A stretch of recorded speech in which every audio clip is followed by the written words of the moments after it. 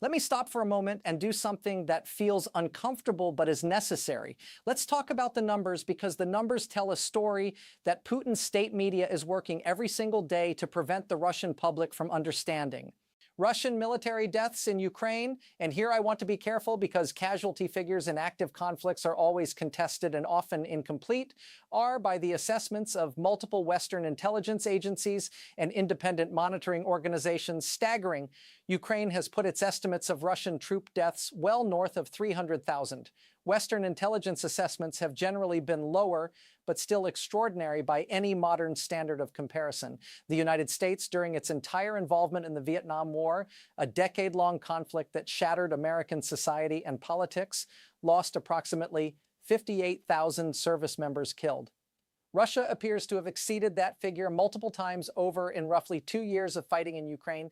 The equipment losses are documented with unusual specificity because both sides in this conflict operate in an environment saturated with commercial satellite imagery and drone footage. The Oryx open source intelligence project, which counts only losses that can be visually confirmed through photographic or video evidence, has documented the destruction or capture of thousands of Russian armored vehicles, main battle tanks, infantry fighting vehicles, armored personnel carriers, self-propelled artillery systems. The numbers run into the thousands. By some estimates, Russia has lost more tanks in Ukraine than the entire tank inventory of most European NATO members combined. This has created a material crisis for the Russian military that is both immediate and long-term. In the immediate term, Russia has been forced to pull aging Soviet-era equipment from storage, tanks and artillery pieces that had been sitting in outdoor storage depots for decades, some in conditions that charitably might be described as deferred maintenance. The T-54s and T-62s that have appeared on Ukrainian battlefields are tanks designed in the 1940s and 1950s.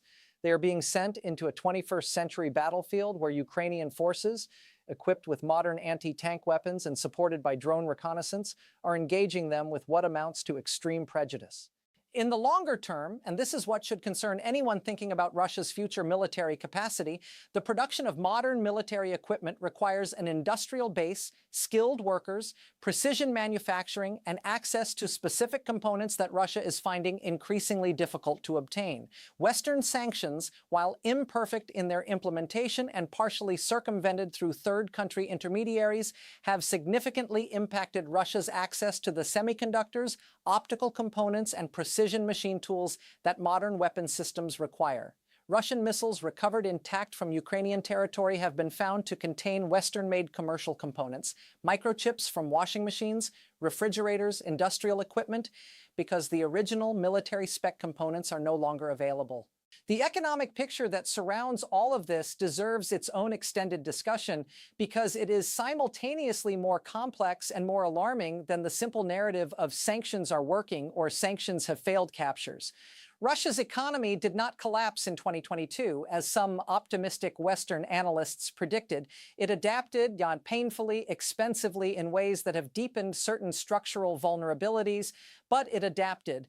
Hydrocarbon revenues, redirected through new pipelines and shipping routes to India and China and other markets, have provided Putin with a revenue base that has kept the lights on and the social contract, such as it is, from completely rupturing. But here's the thing.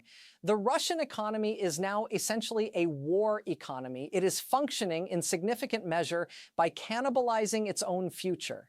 The percentage of GDP devoted to military spending has roughly doubled. The interest rate set by the Russian central bank has been pushed to levels that would, under normal peacetime circumstances, be considered a signal of economic emergency. Inflation is running at levels that are eroding the real purchasing power of ordinary Russians, and the human capital costs, the hundreds of thousands of young working-age men who have been killed, wounded, captured, or who fled Russia to avoid conscription, represent a demographic wound that will take a generation to assess in its full dimensions. Russia is absorbing manpower losses at a rate that requires constant, increasingly coercive mobilization to sustain. The September 2022 announcement of partial mobilization, which triggered a remarkable spontaneous exodus of hundreds of thousands of Russians who drove to Finland, flew to Armenia, took buses to Kazakhstan, stood in hours-long lines at every border crossing they could find, told you something important about the relationship between the Russian state and the Russian people's willingness to die for Vladimir Putin's imperial ambitions. They are not willing, not voluntarily at least. And increasingly, the mobilization required to fill the ranks of Russia's military in Ukraine is no longer partial in any meaningful sense. It is systematic, pressured, and has fallen disproportionately on the populations of Russia's own ethnic minority regions, the republics of Buryatia, Dagestan, Tuva, regions far from Moscow that lack the political clout to resist these demands, and where local officials, themselves under pressure from Moscow, have often exceeded their official mobilization quotas. This is a morally obscene dynamic, and it is one that is not well covered in Western media, but that matters enormously for understanding what this war actually is. It is an imperial war in which the ethnic Russian center is consuming the lives of its own periphery to sustain the ambitions of one man at one long white table in the Kremlin. I want to take a moment here, because it would be a moral failure not to talk about what all of this has cost the Ukrainian people.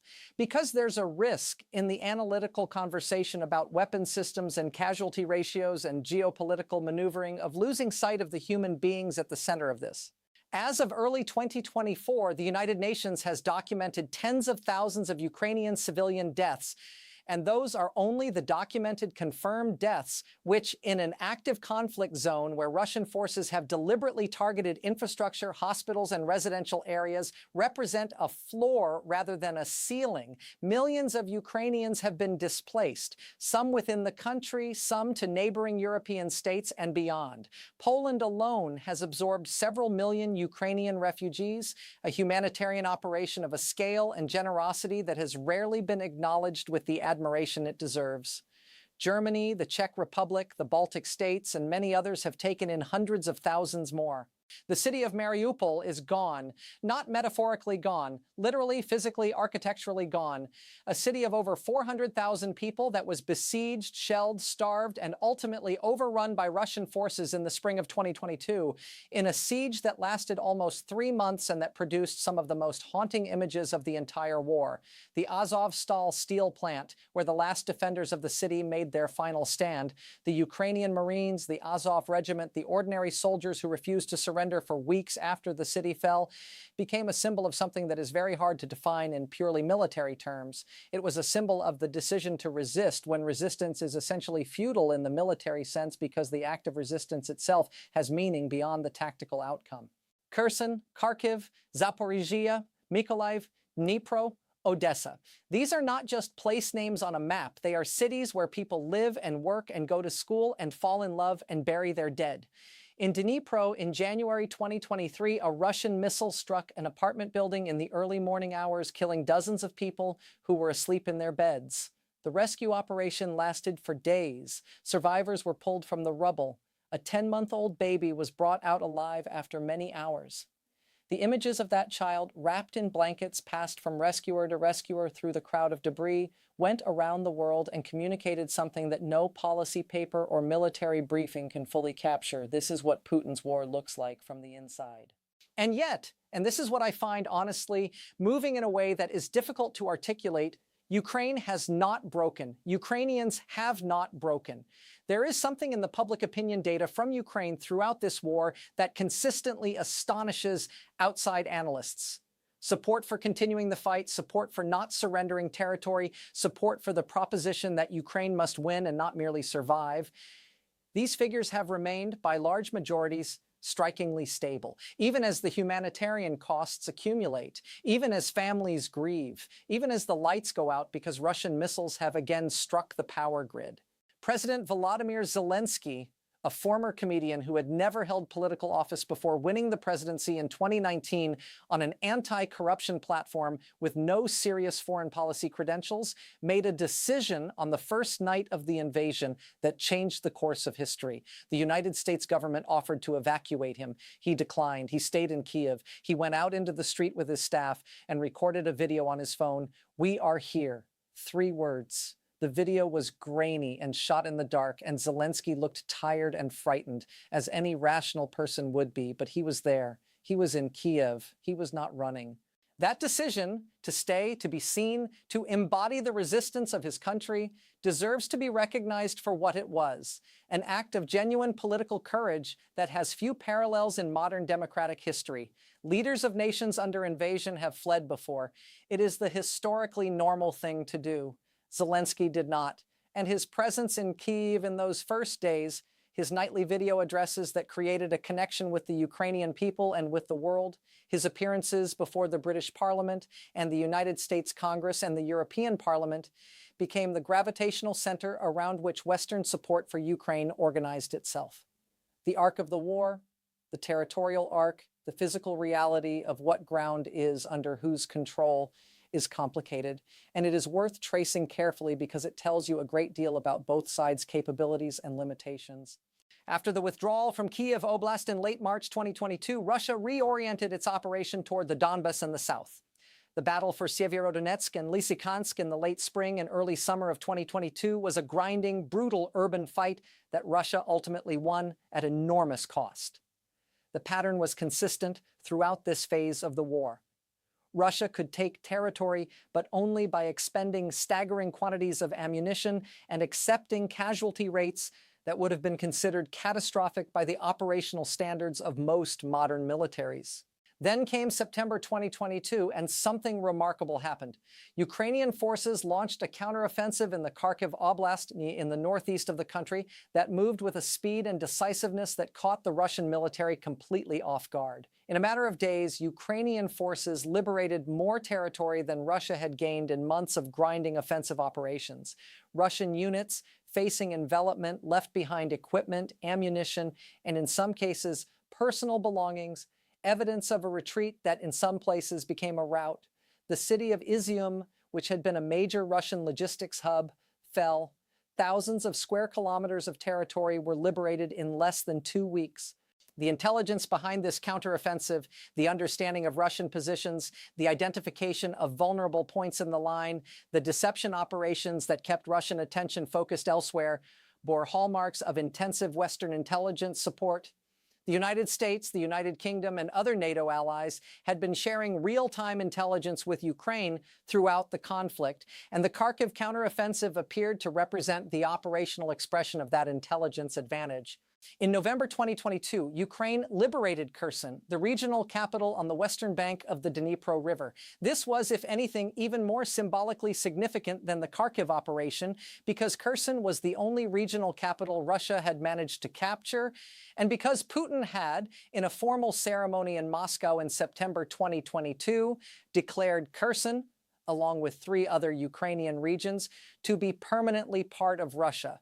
He had signed documents. He had spoken in grand historical terms. And then 2 months later, his forces were retreating across the Dnipro River, and Ukrainian flags were going back up in Kherson's central square.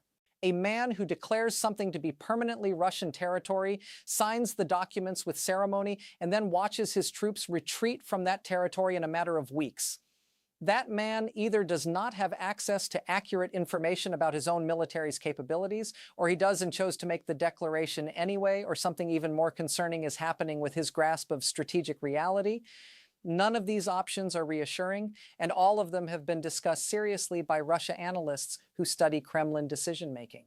The 2023 Ukrainian counteroffensive in Zaporizhzhia Oblast, the big one, the highly anticipated operation, did not achieve its strategic objectives. This is important to acknowledge honestly. Russia, learning from its defensive failures in Kharkiv, had spent the winter of 2022-2023 constructing an extensive network of fortifications, tank ditches, minefields, layered defensive positions that proved extremely difficult to breach. Ukraine, which had hoped for more Western main battle tanks and air defense systems than it ultimately received in time, found itself pushing against prepared defenses without air superiority and without sufficient armored breaching equipment. The failure was not solely Ukraine's. It was also a failure of Western support that was, in critical ways, too slow, too cautious, too hedged by fear of Russian escalation. Every category of Western support, anti-tank missiles, artillery tanks, long-range missiles, air defense, was debated extensively before it was provided, and almost every debate followed the same arc. The provision was initially deemed too escalatory, then deemed acceptable, then deemed insufficient, then augmented. This iterative, incremental approach to arming Ukraine has almost certainly prolonged the war because it has repeatedly given Russia time to adapt between each new Ukrainian capability.